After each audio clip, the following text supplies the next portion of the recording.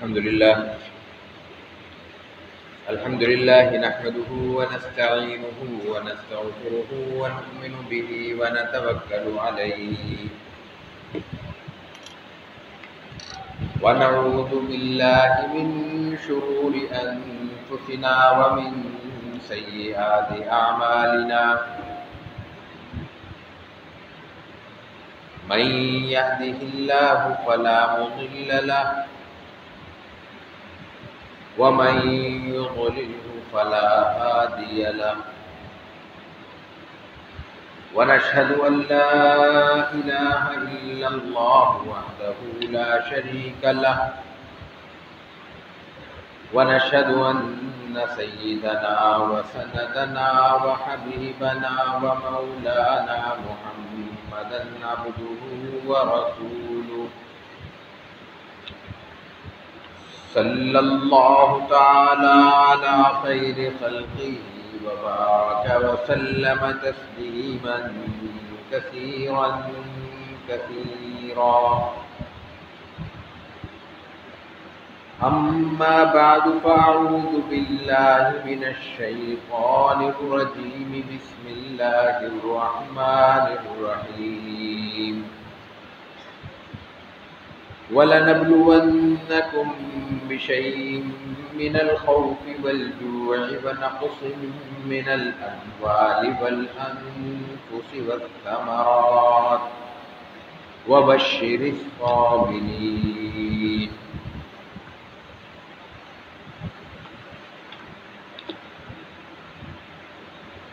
وعن أبي عبد الله خباب بن الأرت رضي الله عنه قال شكونا إلى رسول الله صلى الله عليه وسلم وهو متوسد بردة له في ظل الكعبة فقلنا ألا تستنصر لنا ألا تدعو لنا فقال قد كان من قبلكم يؤخذ الرجل فيحفر له في الأرض فيجعل فيها ثم يؤتى بالمنشار ويضع على رأسه فيجعل نصفين ويمشط بأمشاط الحديد ما دون لحمه وعظمه ما يصده ذلك عن دينه والله ليتمن الله هذا الأمر حتى يسير الراكب من صنعاء إلى حضرموت لا يخاف إلا الله والذئب على غنمه ولكنكم تستعجلون صدق الله العظيم وصدق رسوله النبي الكريم ونحن على ذلك لمن الشاهدين والشاكرين والحمد لله رب العالمين. حضرات محترم،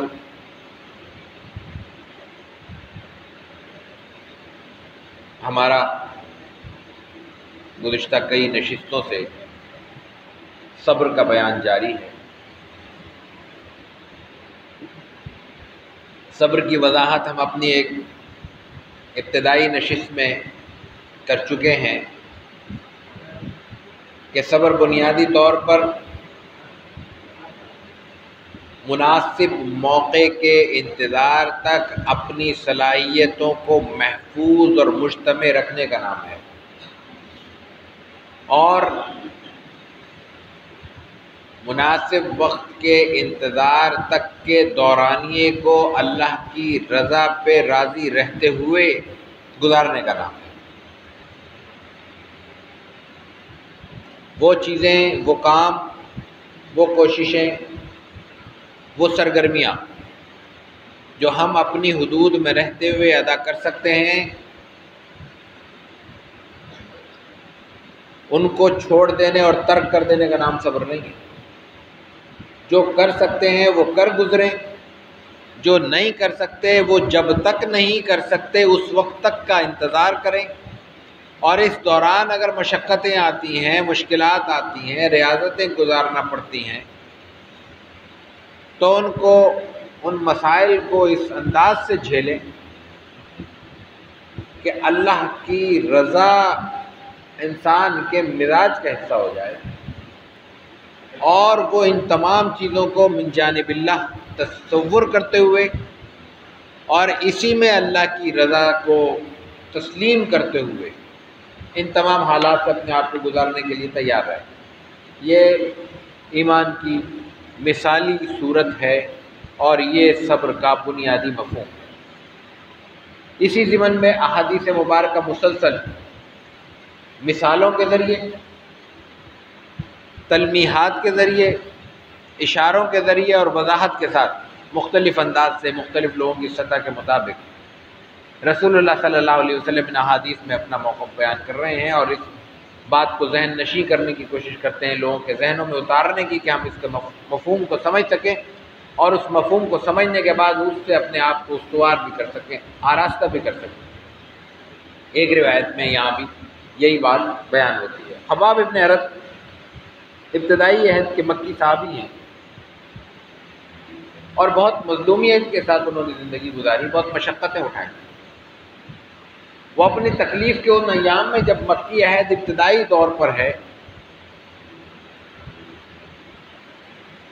دعوت اسلام کے آغاز کے بالکل ابتدائی عہد میں، ابتدائی برسوں میں کسی وقت کا یہ واقعہ ہے،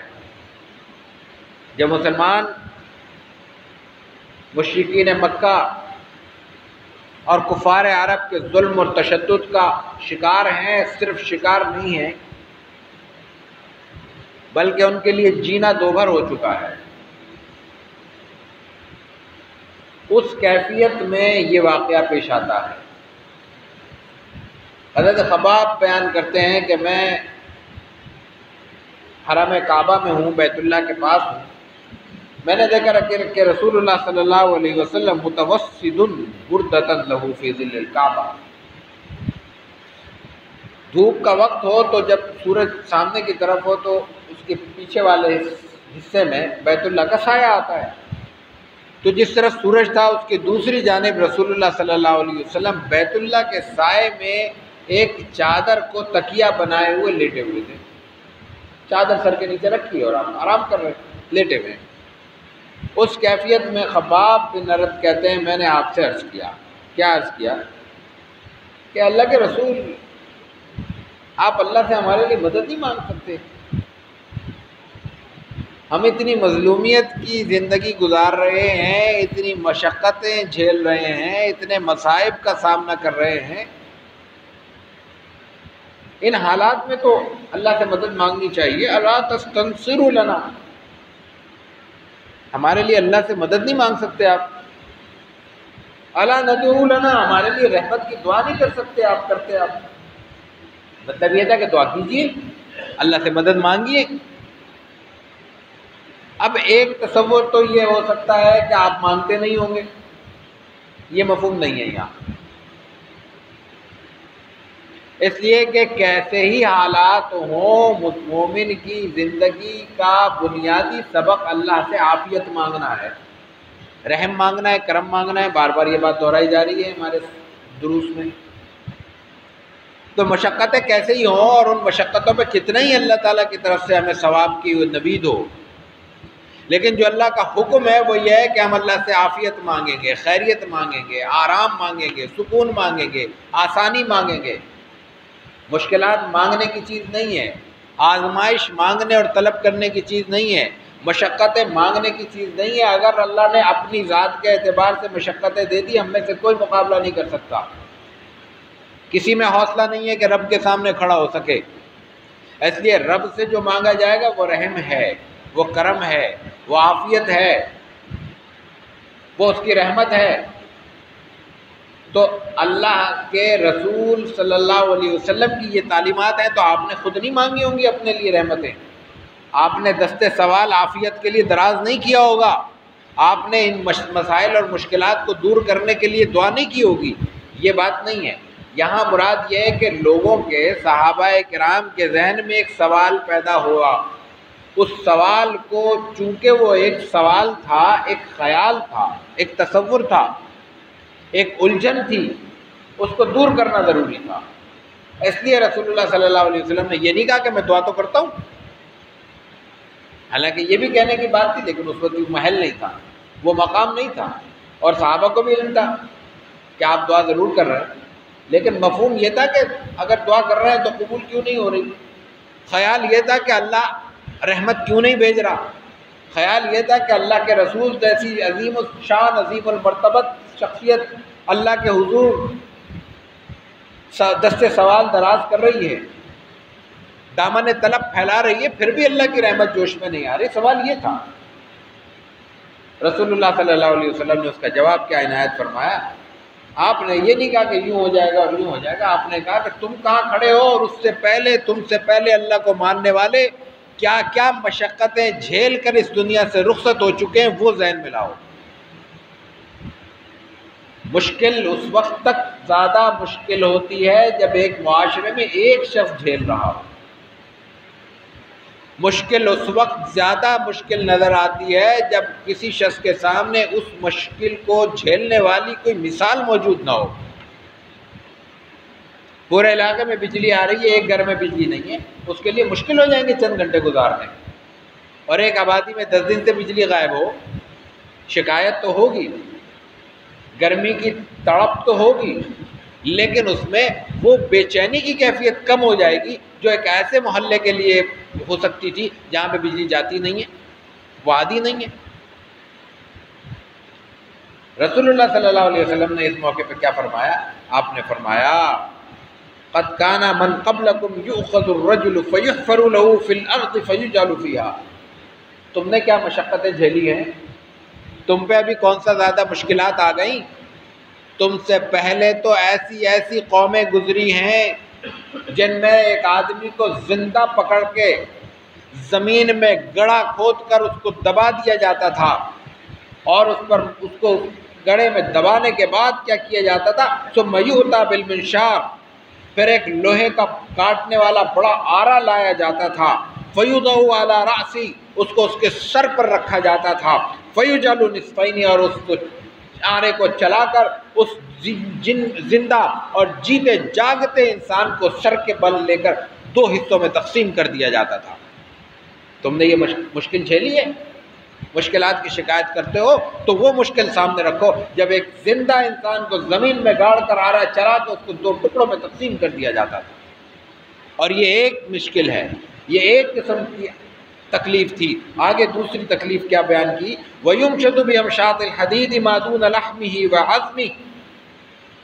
لوہے کی کنگھی، کنگھی پلاسٹک کی ہوتی ہے، اس میں بھی ہم دیکھتے ہیں سافٹ ہو، اگر گھنے بال ہیں تو ٹھیک ہے، اگر کسی کے بال ہلکے ہیں تو وہ کہتے ہیں ذرا سافٹ ہو، ذرا آسانی سے بال پہ کنگھی آ جائے۔ وہاں لوہے کی کنگھی لائی جاتی تھی، اور اس لوہے کی کنگھی سے انسان کو اس طرح نوچا جاتا تھا کہ اس کے گوشت الگ کر دیا جاتا تھا، اس کی ہڈیاں الگ کر دی جاتی تھیں۔ وَيُمْشَطُ بِأَمْشَاطِ الْحَدِيدِ مَا دُونَ لَحْمِهِ وَعَظْمِهِ، اس کے ہڈیوں اور گوشت کو الگ الگ کر دیا جاتا تھا لوہے کی کنگھیوں کے ذریعے۔ ما يَصُدُّهُ ذَلِكَ عَنْ دِينِهِ، لیکن ان تمام مشقتوں اور تکلیفوں اور عذابوں کے باوجود وہ تمام چیزیں اس کو ان کے دین سے دور نہیں کر سکتی تھی۔ وہ ان تمام مشقتوں کے باوجود اپنے دین پر قائم رہتے تھے، وہ ان تمام مشکلات کے باوجود وہ اپنے دین پر اسی طرح عمل پیرا رہتے تھے جس طرح وہ اس سے پہلے عمل پیرا تھے، آرام کے اور سکون کی زندگی میں۔ اور پھر فرمایا کہ واللہ لا یتمنى اللہ ھذا الامر، یہ جو کام، یہ دعوت کا سلسلہ شروع ہوا ہے، یہ آگے بڑھے گا، اس نے ابھی اپنا سفر طے کرنا ہے، اس نے تکمیل کو پہنچنا ہے، اس نے مکمل ہونا ہے، اور پھر یہ اس شان سے مکمل ہوگا حتی یسیر الراکب من صنعاء الی حضرموت۔ صنعاء یمن، حضرموت کون شہر ہے؟ یہ شہروں کے نام ہیں، دور دراز کے شہروں کے نام بیان کیا آپ نے، جو علاقے اس وقت قتل و غارت کے اور ڈکیتیوں کے اور بدامنی کے گڑھ بنے ہوئے تھے۔ آپ نے فرمایا کہ ان علاقوں میں جہاں پہ آج لوگوں کا سفر کرنا محال محسوس ہوتا ہے، جن کا ایک کونے سے چل کر دوسرے کونے تک امن اور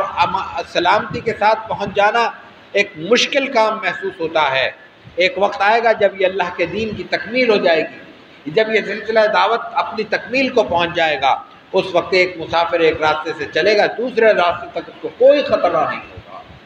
اور اگر خطرہ ہوگا تو فقط اتنا ہوگا کہ اس موقع پہ کوئی بھیڑیا، کوئی جانور آئے، کوئی کسی کی بکری کو اٹھا کے لے جائے، کسی کو بھیڑ کو اٹھا کے لے جائے، بس حتیٰ یسیر راکب من صنعاء الی حضرموت لا یخاف الا اللہ،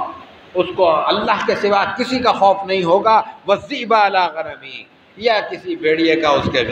گلے پر، جانوروں پر کوئی چھوٹا موٹا حادثہ ہو جائے۔ ظاہر ہے کہ دنیا کے جتنے بھی قوانین ہیں ان کا اطلاق جانوروں پہ تو نہیں ہو سکتا۔ ہم کہیں کہ ہم بہت اعلیٰ عدلیہ کا نظام قائم کر دیں گے، اس کے بعد جنگلوں میں سانپ ڈسنا چھوڑ دیں گے، شیر کمزور جانوروں پہ حملہ کرنا چھوڑ دیں گے، تو یہ تو ممکن نہیں ہے، ان کی اپنی دنیا ہے۔ یہاں تو انسان کو چھوڑنے کو تیار نہیں ہے، یہاں ہم سانپ اور شیر اور گیدڑ اور بھیڑ اور بکری کی کیا بات کریں۔ تو رسول اللہ صلی اللہ علیہ وسلم نے فرمایا کہ ایسا ہوگا، اور یہ بات آپ نے اس وقت فرمائی جب آپ کی بات سننے والے مکے میں بھی چند لوگ تھے، مکے والے جو آپ کو جانتے تھے، آپ کے خاندان کو جانتے تھے، آپ کے ددیال اور ننیال کو جانتے تھے، وہ بھی آپ کو بھی ماننے کو تیار نہیں تھے۔ بمشکل چند درجن لوگ ہوں گے جب یہ واقعہ ہوا، سو افراد ہوں گے جب یہ واقعہ ہوا، کیونکہ اس واقعے میں تاریخ موجود نہیں ہے، لیکن یہ واقعے کی بنت اور اس کا انداز یہ بتاتا ہے کہ ایسے موقع پر یہ صحابی رسول صلی اللہ علیہ وسلم نے آپ سے شکایت کی جب مشقتیں اور مشکلات عروج پر تھیں۔ ظاہر ہے کہ اسی وقت انسان کے دل سے یہ کیفیت نکلتی ہے، آواز بلند ہوتی ہے کہ اللہ اب تو مدد کر دے۔ قرآن نے بھی یہ بات کہی ہے کہ انسان مدد کے لیے پکارتا ہے اللہ کو، کہتا ہے کہ کب آئے گی؟ متی نصر اللہ، انسان جب سارے دروازے بند ہو جائیں، جب چاروں جانب سے اس کی شنوائی نہ ہو، اس کو داد رسی کا کوئی رخنہ، کوئی سوراخ، کوئی کھڑکی کھلی ہوئی نظر نہ آئے، تو اس کیفیت میں وہ پھر یہی صدا کرتا ہے متی نصر اللہ، اللہ کی مدد کب آئے گی؟ اور اس وقت قرآن یہی کہتا ہے الا ان نصر اللہ قریب، اپنے کام سے کام رکھو، جو ذمہ داری تمہیں سونپی گئی ہے اس کو ادا کرنے کی کوشش کرتے رہو، اور یہ یقین رکھو کہ اللہ کی مدد قریب ہے۔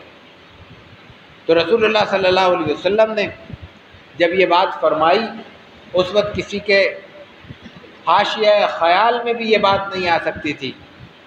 کہ یہ بھی ممکن ہے کہ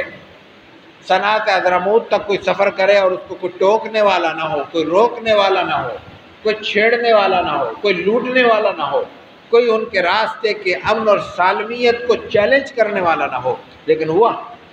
تاریخ نے یہ موقع دیکھا۔